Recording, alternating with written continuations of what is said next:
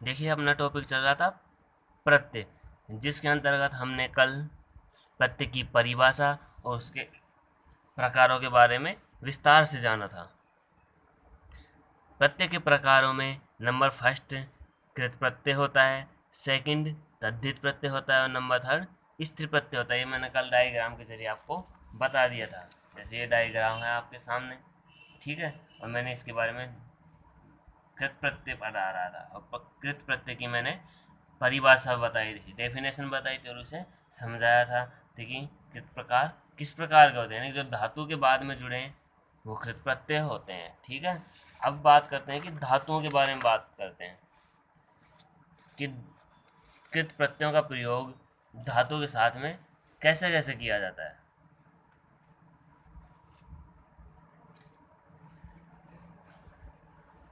ठीक है,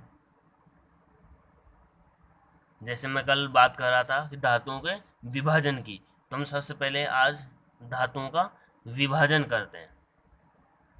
ठीक है, धातु का विभाजन करने से ये फायदा होगा कि उस टाइप में यानी जो धातु का विभाजन है, धातु का प्रकार बताऊंगा मैं, उनके अंतर्गत कोई भी धातु आए। वैसे तो संस्कृत भाषा में बहुत सी धातु है, लेकिन सभी का प्रयोग यहाँ थोड़ी करवाएंगे।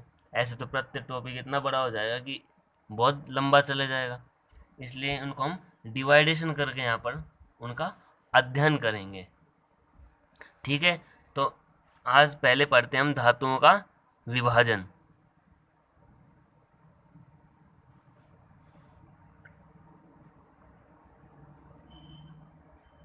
धातुओं का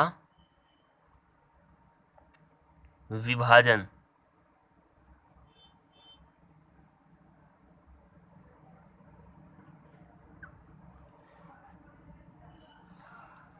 ये धातु का विभाजन पढ़ते हैं हम।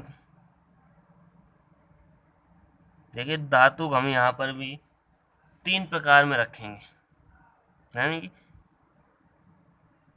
तीन प्रकार से धातु का डिवाइडेशन करेंगे यहाँ।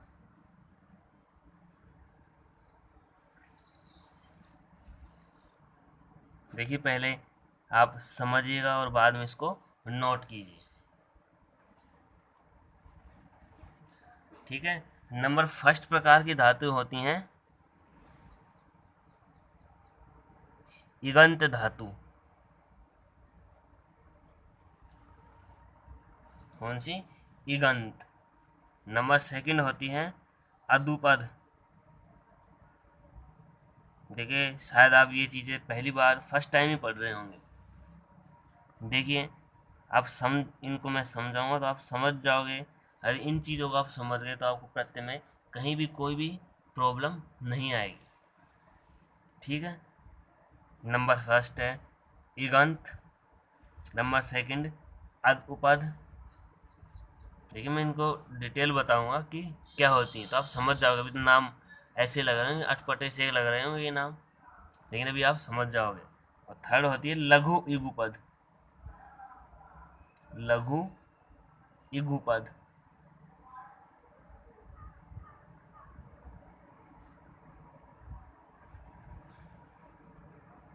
ठीक, ठीक है। देखिए नंबर सबसे फर्स्ट देखते हैं हम इगंत। देखिए इगंत धातु, इगंत धातु होती क्या है? इगंत का हम जैसे संस्कृत भाषा में मैंने कारक पढ़ाते समय भी एक बात बताई थी कि कहीं भी किसी भी चीज़ का अर्थ निकालना तो सबसे पहले उसका संधि विच्छेदन, उसका उस शब्द के टुकड़े कर लो तो उसका अर्थ अपने आप निकल के आ जाएगा। तो इगंत धातु,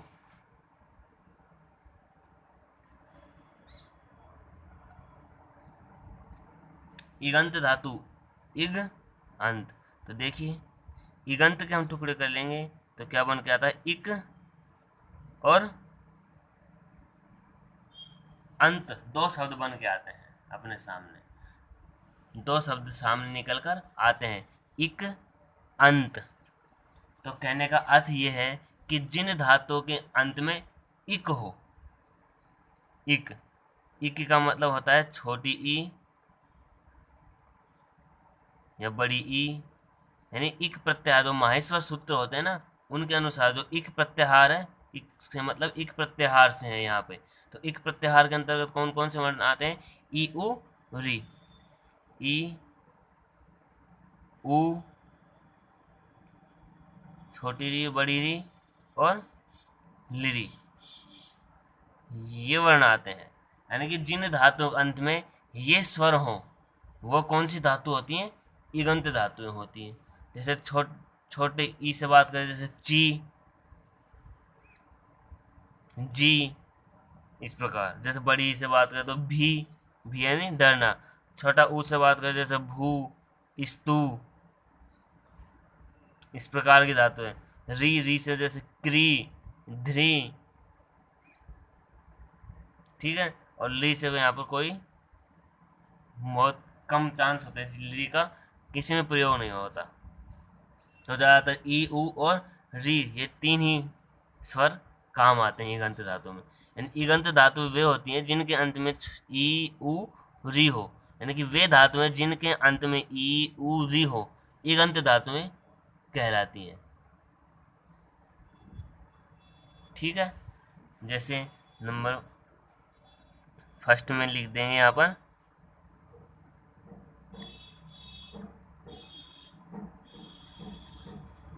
ईगंत धातु, ईगंत धातु।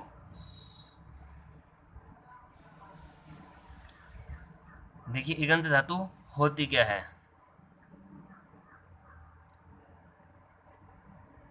जिन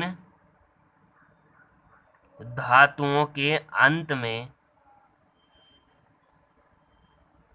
जिन धातुओं के अंत में,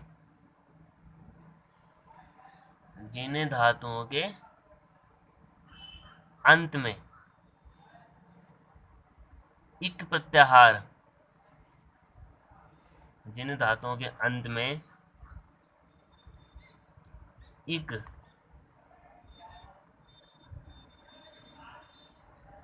प्रत्याहार, इक का प्रत्याहार का मतलब होता है छोटी ई या बड़ी ई, छोटा ऊ या बड़ा ऊ, छोटी री या फिर बड़ी री। ली को हम यहाँ नहीं लिखेंगे, ठीक है ना, क्योंकि यही ज़्यादातर यूज में आते हैं।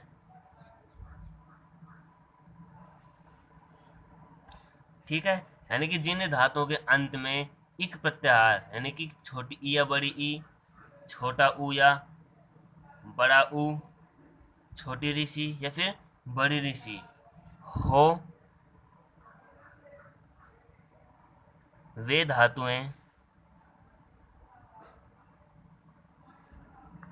वे धातुएं ईगंत धातु कहलाती हैं।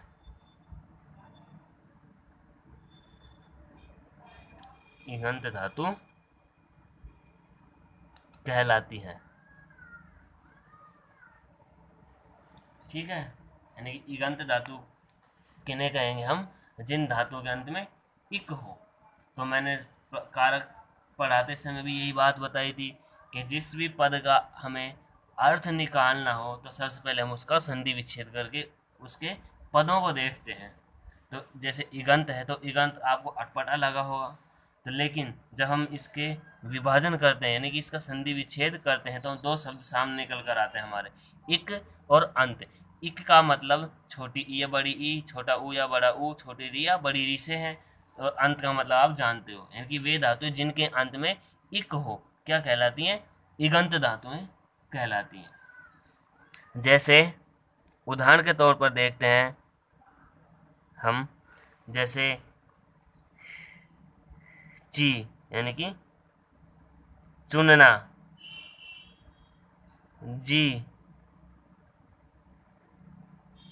जीतना, ठीक है।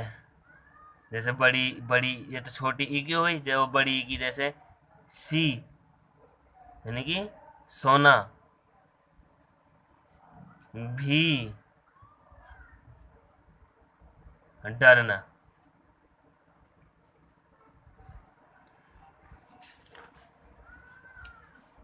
ठीक है। ठीक है ना, कोई दिक्कत? ठीक है। और जैसे छोटा ऊ, जैसे श्रु, सुनना, स्तु, स्तुति करना,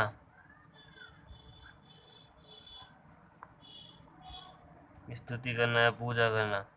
ठीक है। बड़ा ऊ से, बड़े ऊ से, जैसे भू, भू का मतलब होता है होना।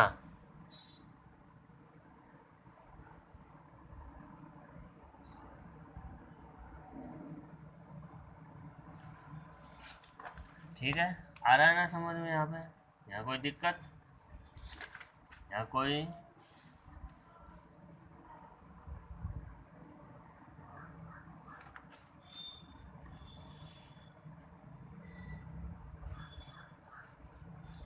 इतनी खास बात नहीं है। ठीक है ना। जैसे इसके बाद हम री में देखते हैं, जैसे री में क्री, सॉरी, करना। ठीक है। क्री का अर्थ क्या होता है? करना। ध्री, धारण करना। यहाँ भी अधिकांश रूप से छोटी री के ही उदाहरण मिलेंगे, बड़ी री के बहुत कम मिलेंगे। ठीक है ना। इस प्रकार के धातु हैं, यानी कि इन धातुओं में, इगंत धातु में जब हम किसी भी प्रत्यय का नियम लगाएंगे तो इस सभी धातुओं में एक जैसा नियम लगेगा।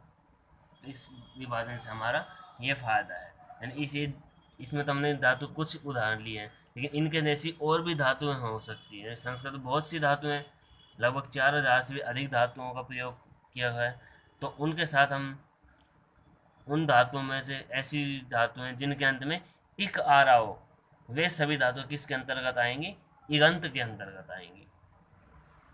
ठीक है, क्लियर? नंबर सेकंड, यानी कि जिन धातुओं के अंत में छोटी ई या बड़ी ई, छोटा ऊ, बड़ा ऊ, री या छोटी री या बड़ी री, इनमें से कोई भी स्वर आए तो वे धातु किसके अंतर्गत आएंगी? इगंत धातु के अंतर्गत आएंगी। वे धातु क्या कहलाएंगी? इगंत धातु कहलाएंगी। ठीक। Number second, अदुपद।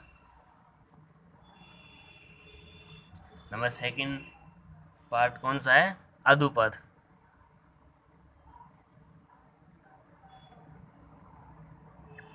अदुपद धातु। देखिए,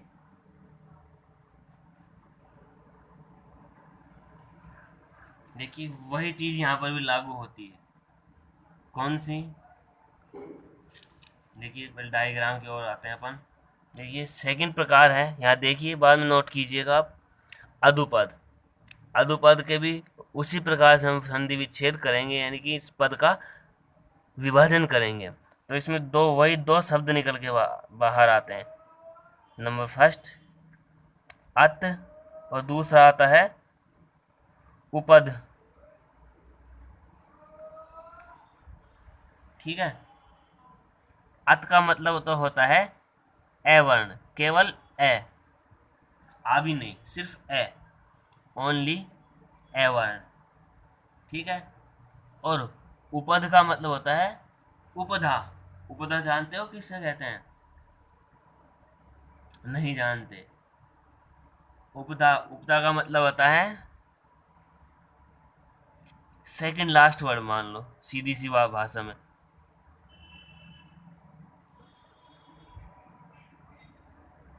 यानी कि अंतिम से दूसरा वर्ण, यानी कि अंतिम से दूसरा वर्ण, अंतिम से दूसरा वर्ण। तो इसका मतलब ऐसे हो जाएगा, जैसे पठ धातु है, तो पठ के हम विभाजन करेंगे पे, ए, ठे। ये वर्ण निकल का है सामने पठ में, आया कि नहीं? तो इसमें अंतिम वर्ण कौन सा है? ठ है, और अंतिम से दूसरा वर्ण कौन सा हुआ? ए। तो ये ए क्या हो गया? उपधा वर्ण हो गया। ठीक है, इसी प्रकार और कोई सी भी धातु हो सकती है। ठीक है ना, मैंने एक उदाहरण बताया यहाँ पे, बाकी अब मैं यहाँ देख लेंगे। तो अदुपद का मतलब होता है जिसकी उपधा में ए हो, यानी कि वे धातुएं जिसकी उपधा में ए हो, अदुपद धातु कहलाती है। ठीक है, देखिए इसका डेफिनेशन देखते हैं अपन।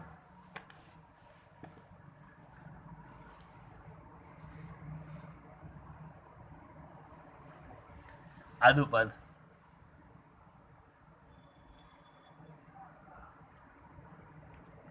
जिन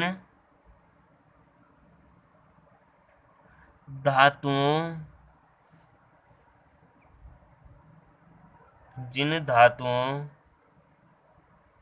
की उपधा में, जिन धातु की उपधा में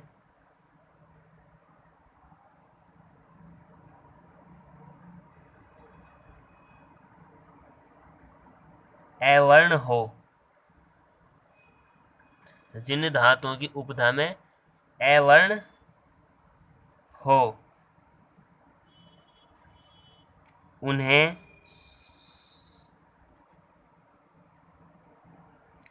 अदुपद धातु कहते हैं।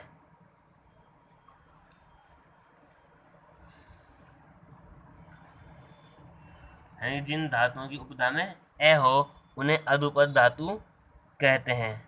अब यहाँ देखिए, उपधा से तात्पर्य है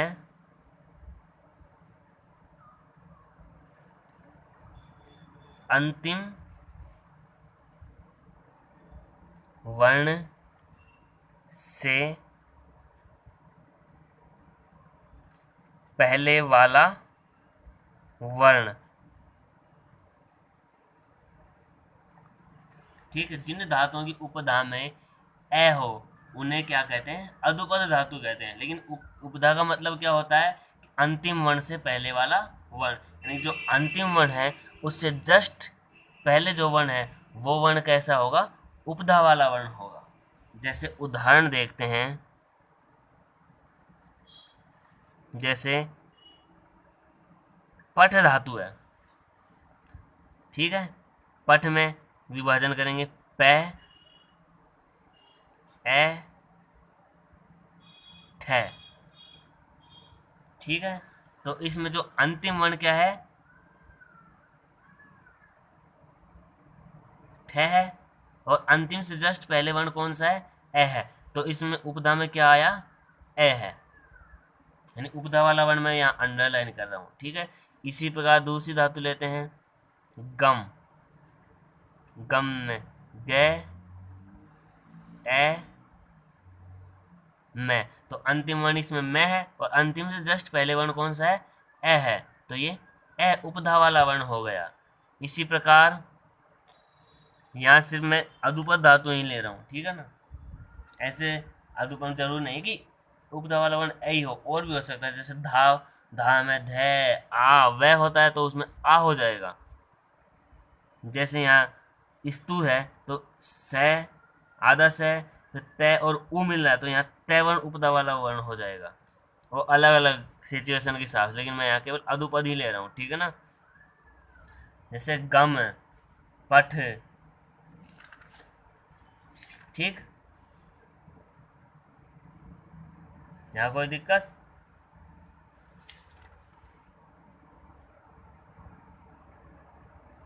नहीं है ना? इसी प्रकार और धातु ले लो, जैसे चल,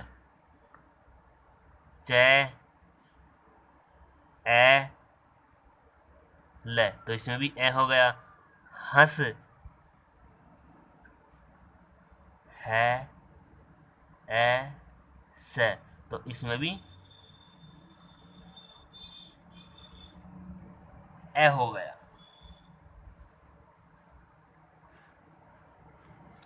ठीक है, तो अधुपद का मतलब हुआ कि जिन धातुओं की उपधा में ए हो उन्हें क्या कहते हैं, अधुपद धातु कहते हैं। ठीक है ना, क्लियर। एक नंबर थर्ड देखिए, लघु इगुपद। नंबर थर्ड है लघु इगुपद, वही इनका भी विभाजन कर लेते हैं। नंबर एक शब्द लघु इगुपद, जैसे इगंत का करें तो इक और अंत आया था, तो इगुपद का करेंगे तो इक और उपद, यानी हमने लघु इगुपद का विभाजन किया तो हमारे पास तीन शब्द निकलकर सामने आए, लघु इक उपद। लघु का मतलब होता है छोटा, इक का मतलब होता है छोटी ई बड़ी ई, यानी कि ये वाले वर्ण जो यहाँ पर बताए थे ना मैंने इगंत में, ये वाले वर्ण, इक का मतलब।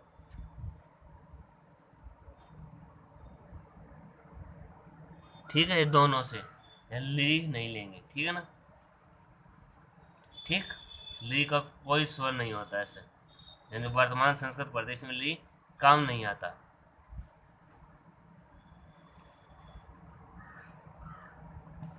ठीक है, इक का मतलब हो गया ये वर्ण ई उ री से, और उपद, उपद हमने यहाँ देखा कि अंतिम से दूसरा वर्ण, और उपद का मतलब क्या हो गया, अंतिम से दूसरा वर्ण या अंतिम वर्ण से पहले वाला वर्ण। तो कहने का मतलब ये हो गया कि लघु इक यानी कि छोटा ई छोटा ऊ छोटा री से ही होगा यहाँ तात्पर्य, यानी कि जो जो बड़े वाले हैं ये यूज नहीं आएंगे। इक में तो यहाँ दोनों यूज आ रहे थे गंत में, छोटी भी बड़ी भी, लेकिन यहाँ लघु शब्द दे दिया तो लघु इक है, यानी कि छोटा ई, यानी जो इक प्रत्यार में जो भी बनाएंगे वो सिर्फ छोटे वर्ण ही काम आएंगे यहाँ पर। जैसे ई और ई दोनों हैं, यहाँ छोटा भी बड़ा भी, तो यहाँ सिर्फ छोटा ही हो जाएगा, छोटा ऊ, तो इसमें तीन वर्ण काम आएंगे, छोटा ई छोटा ऊ और छोटा री। ठीक है, और उपद का मतलब जानते हो अंतिम से दूसरा वर्ण। तो कहने का तात्पर्य ये हो गया कि जिसकी उपदा में छोटी ई छोटा ऊ छोटा री हो वे लघु ई उपद धातुएं कहलाती है। ठीक है, देखिए डेफिनेशन लिखते हैं इसकी।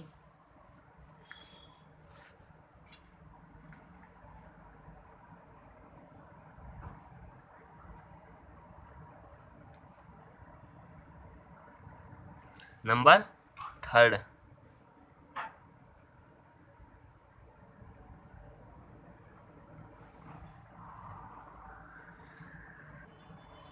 लेकिन लघु इगुपद।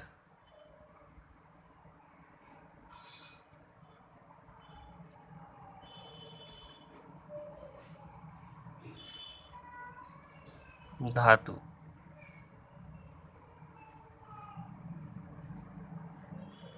देखिए लघु इगुपद धातु, तो यानी कि जिसके अंत में लघु इक हो, यानी कि जिसकी उपधा में लघु इक हो वे धातुएं लघु इगुपद धातु कहलाती हैं। तो इसका डेफिनेशन लिख देंगे हम, जिन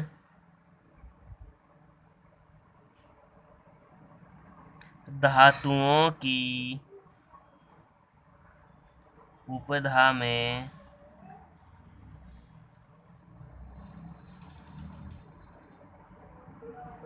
जिन धातुओं की उपधा में लघु इक, कहने का मतलब छोटी ई छोटा ऊ छोटी ऋषि हो वे धातुएं वे धातुएं लघु इगुपद धातु कहलाती हैं।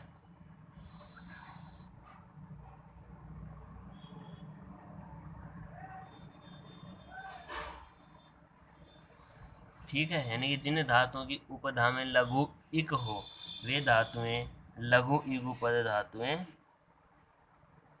कहलाती हैं। जैसे एग्जाम्पल के तौर पर देखते हैं हम लिख,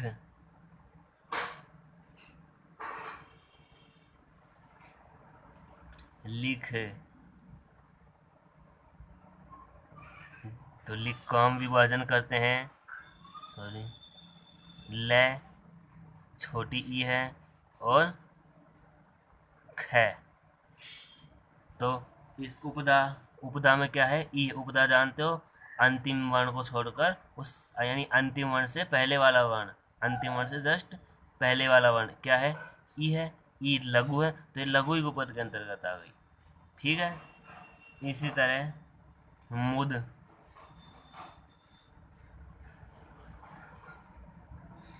मैं छोटा ऊ दे, इसमें छोटा ऊ आ गया उपदा में। ठीक है, दृश्य दे छोटी ऋषि और श, तो इसमें री आ गई उपदा में। ठीक है, तो इस प्रकार की धातु किसके अंतर्गत आएंगी, लघु इगुपद धातु के अंतर्गत आएंगी। ठीक है, अब एक बार आप इनको नोट कर लीजिए। इससे पहले तो इस डायग्राम को नोट कीजिए। आज आप वीडियो को पॉज करके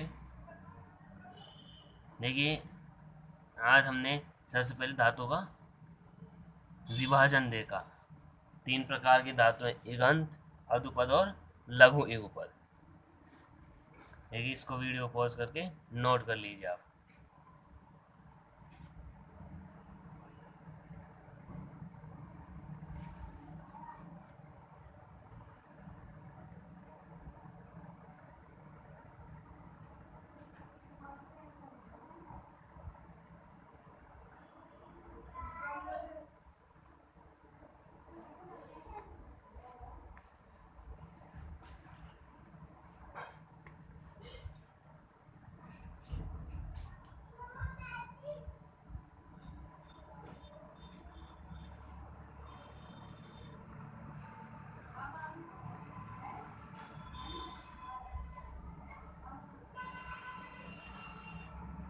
ठीक है, कर लिया होगा आपने नोट। और देखिए, इसके आगे देखते हैं